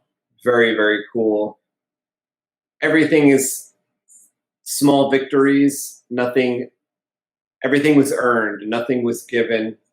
Everything was earned slowly. It took Luke a long time to learn these skills. He wasn't doing this stuff right off the bat. He had to learn. Even telekinesis had to be refined.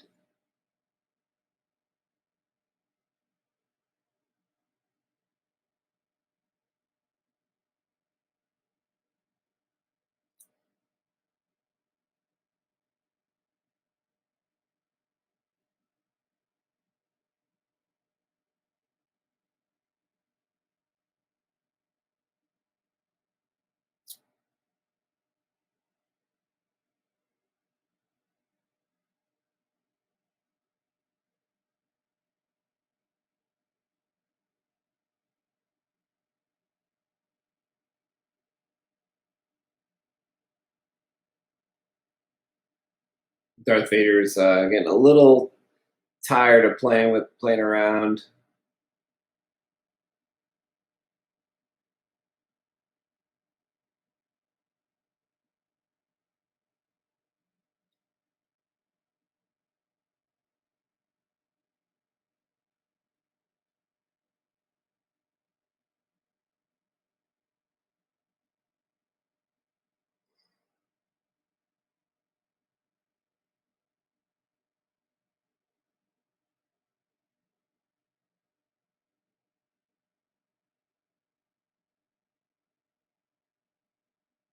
I'm always so surprised there that he still held on to the saber. It's like, how did he hold on to the saber? I don't get it. Somehow he has the saber still. Doesn't make sense to me.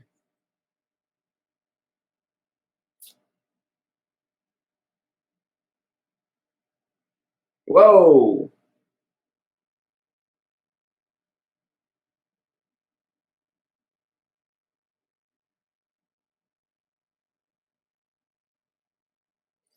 Imagine they had Cloud City at Galaxy's Edge. That's what they should have had, right? Luxury hotel of Cloud City.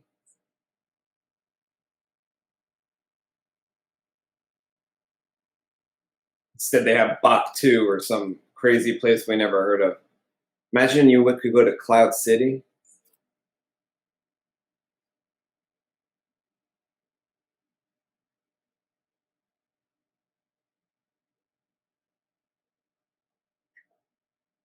Could do your gambling at casino at Cloud City.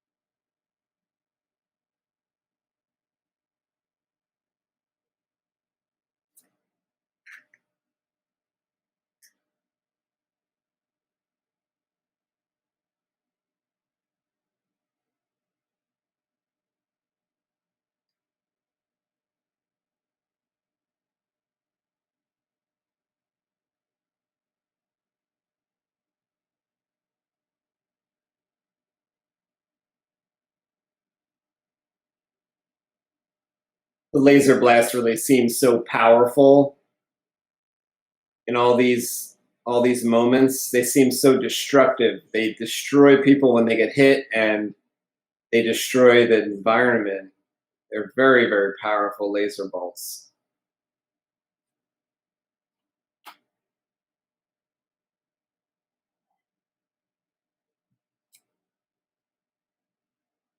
But of course, once they're in the ship, the handheld lasers don't really affect the ship so much. The hull's stronger. I love the surprise. Boom!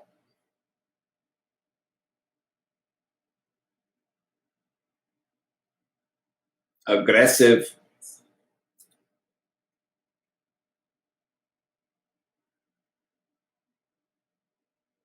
It's like a machine.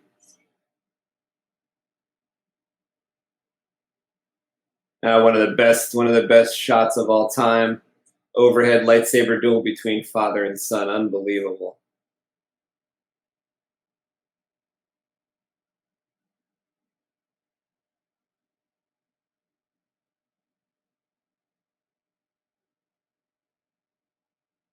Oh, he didn't expect that one. Take that.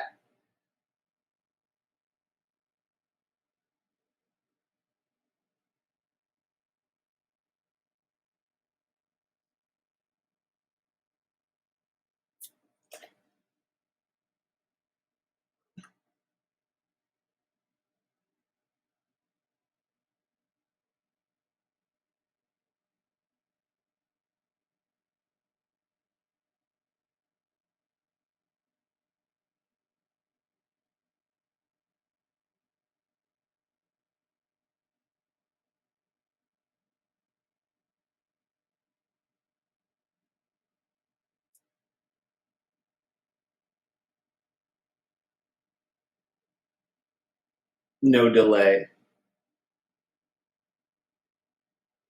Perfect timing for the audience.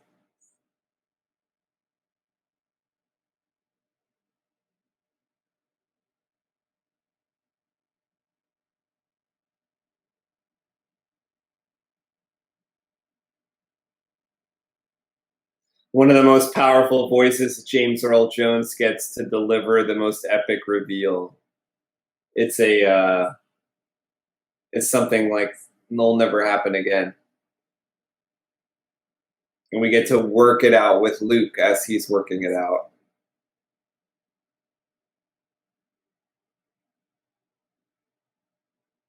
But Luke does something that we couldn't have guessed either.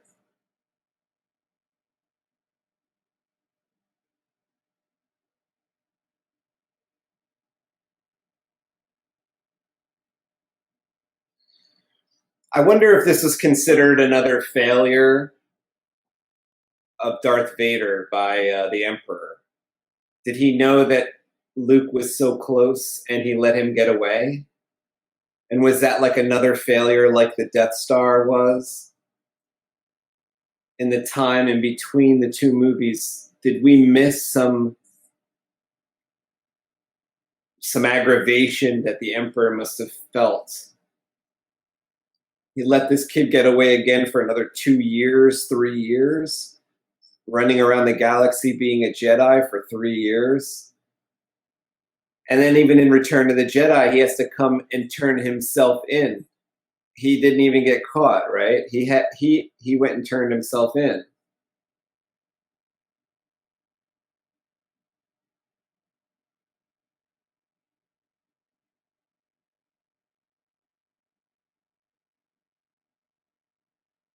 But what an ending! A totally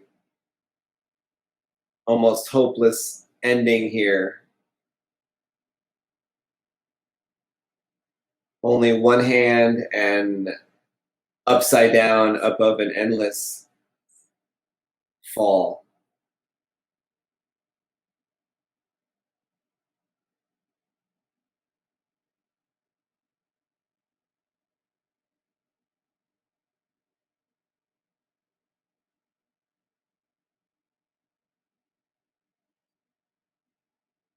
So very well done. Now the camera panned over to Carrie Fisher after focusing on Billy D. Williams for a moment. And the music and the context. And look at the turnaround here around the cloud. You cannot improve that. That's another change from the special editions. He says something else in this version. He says, "Bring my shuttle." I think he says something like, "Prepare my star destroyer for my arrival." Whereas here he says, "Bring my shuttle."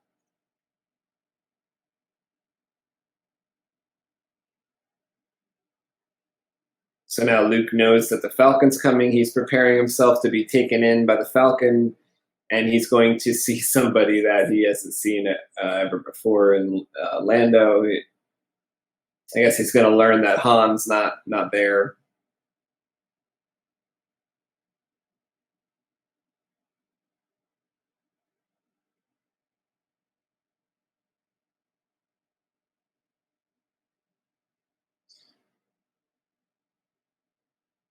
They've got only seconds, and they've got ties on their ass again for like the third or fourth time this movie.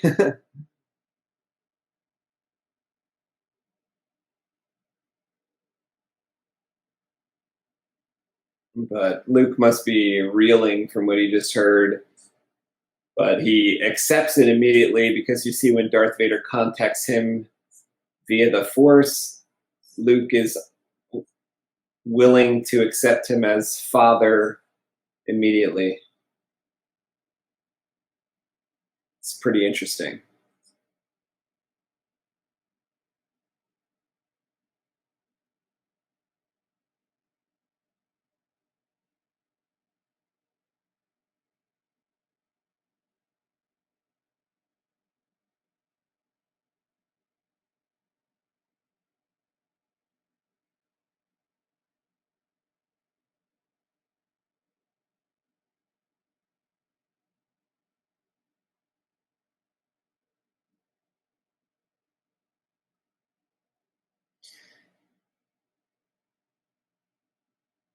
Well, Vader had something to do with that now, didn't he? Did your men deactivate the hyperdrive on the Millennium Falcon?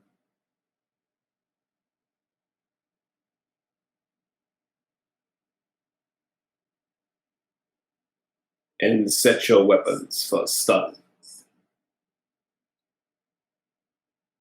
So Darth Vader just nonchalant. He's pretty sure he's got them.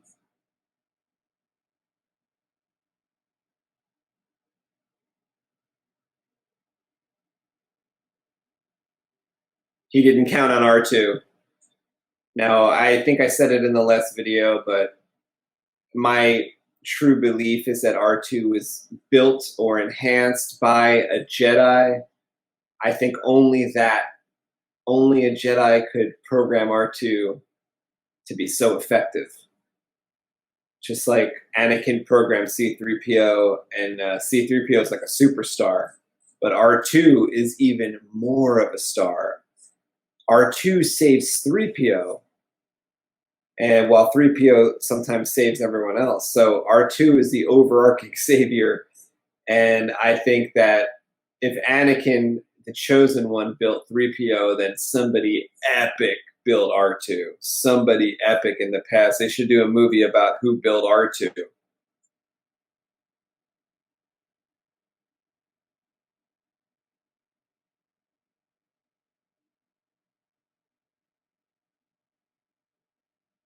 You're giving Luke a headache.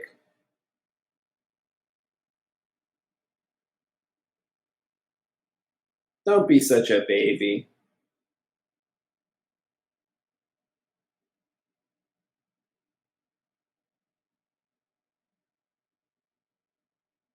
Right in the nick of time.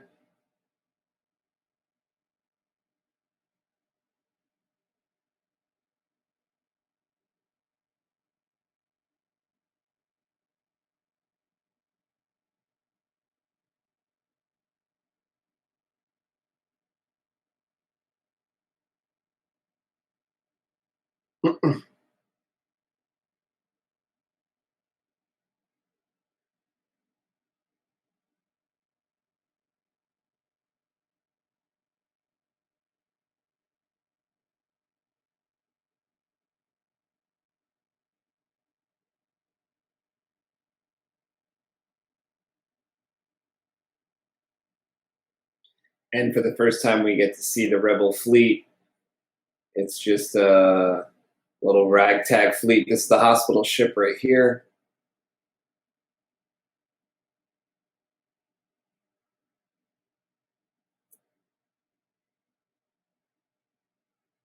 We recognize some of the shuttles from earlier in the movie.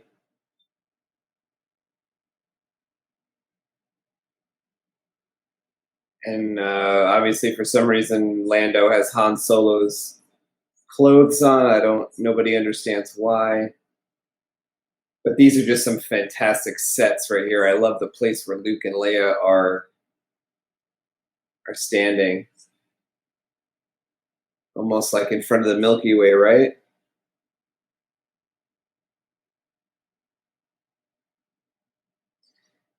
And so I guess people were aware at this point that there would be another movie and that this was going to be a trilogy. I guess the word was out, because it's almost like, how do you end a movie like this, right? But it's just so perfect.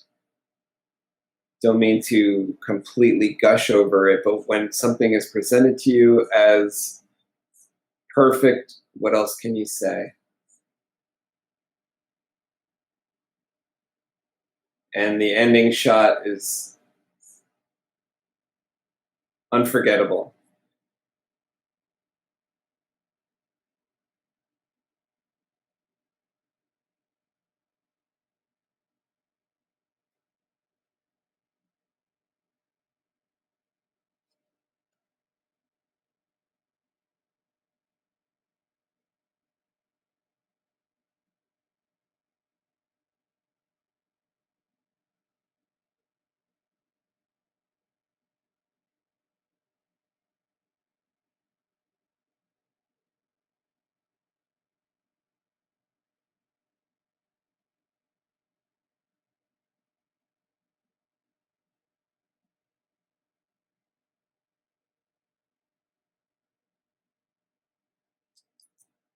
Absolutely incredible. I hope that you guys enjoyed that as much as I did. I thoroughly love rewatching Empire Strikes Back, and I do so very often. I do it like probably like once a month, maybe more. Maybe that's too many times. But if you got any enjoyment out of this with me today, just know that I really had a great time with you. And we'll do it again. We'll do it again for Return of the Jedi. Come back with me for Return of the Jedi, where I'll be watching the original edition of Richard Marquand's Return of the Jedi. Another fantastic Star Wars story. I don't think anything beats Empire Strikes Back, though. Not that it's a competition, but it's just, it's like if you could only choose one, right? Empire Strikes Back would probably be the one. So thankful that we don't have to stick to just one, though. We have a few more to go. Thanks a lot, and I will talk to you in the next movie commentary. Actually, I mean, I love The Empire Strikes Back my whole life, but now that I think about it, oh God, my favorite movie is Jurassic Park.